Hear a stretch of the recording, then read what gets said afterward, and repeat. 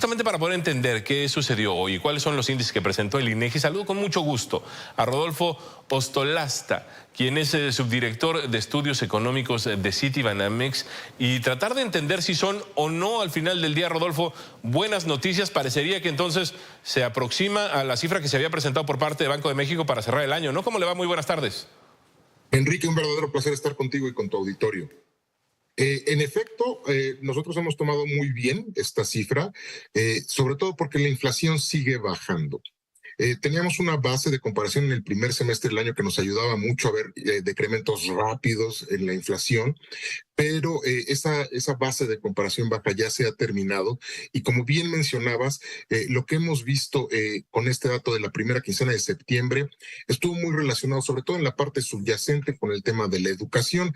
Es un incremento estacional, se ve todos los años, pero sí estuvo un poquito por arriba de lo que nosotros esperábamos, ese componente en particular.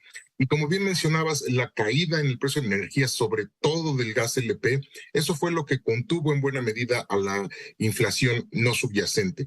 En ese sentido, nosotros en Citibanamex seguimos esperando que la inflación cierre este año en 4.7%, la general, y en 5.1% la subyacente. Es decir, aún queda parte por hacer por parte del Banco de México. Han dejado ya la fase activa del ciclo, se ha mantenido la tasa en 11.25%. La semana entrante, el jueves, esperaremos también que esta se mantenga, que todavía el propio banco lo ha dicho, es muy pronto para tener recortes. En ese sentido, estamos en la fase pasiva del ciclo, donde el banco está esperando a ver cómo se va comportando. Aún hay presiones, sobre todo en la inflación de servicios, que yo siempre digo que es muy necia, ha sido muy necia, lo mencionabas, el caso de las loncherías, pero poco a poco va cediendo la inflación, el incremento en los precios generalizado. Bien, Rodolfo, en torno a esta situación, el aumento en frutas, verduras, en los propios productos procesados, sigue subiendo, pero podríamos pensar que ya está en el proceso de desaceleración la propia inflación que estamos viviendo. Es correcto.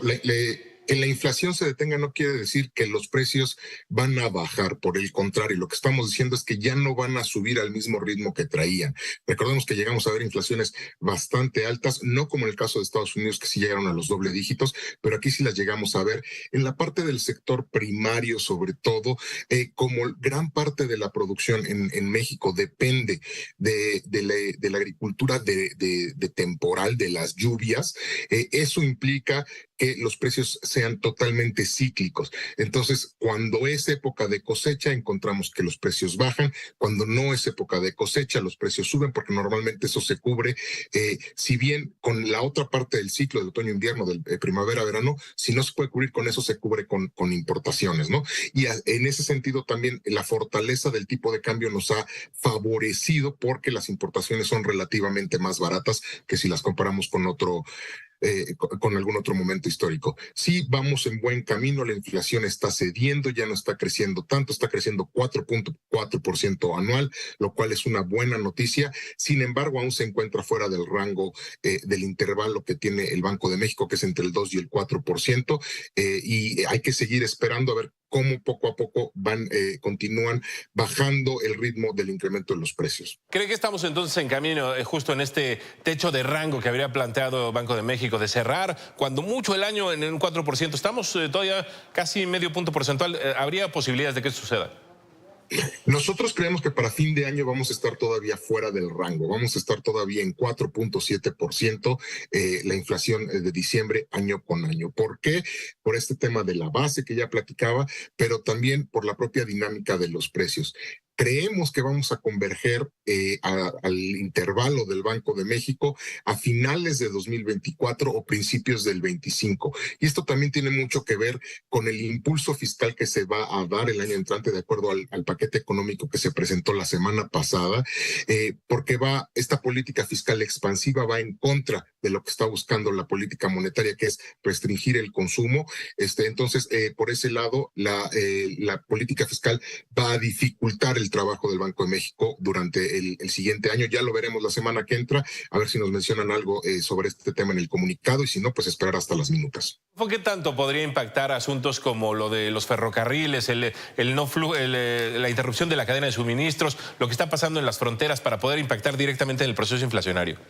Es terrible, no solo en el proceso inflacionario, también en la economía real.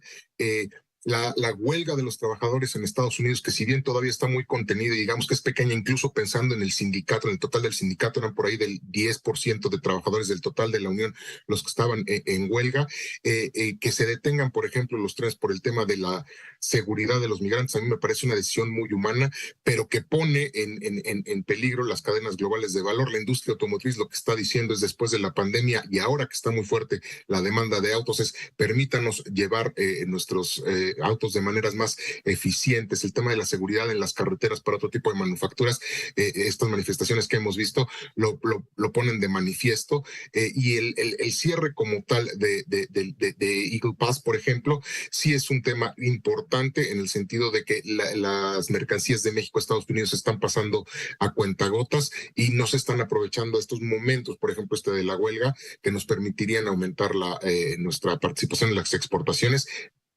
Ya se ha dado, ya somos el primer proveedor de Estados Unidos, pero sí son piedritas en el camino que poco a poco tendremos que ir disipando. Ahora, ¿esto nos va a pasar factura este año o se lanzará hasta el año próximo? Entendiendo que el mes que entra, es decir, octubre, noviembre, todavía seguirán al alza algunos puntos intermitentes como los de las colegiaturas, pero esta situación en particular que tiene que ver con el comercio, ¿nos impactará este año?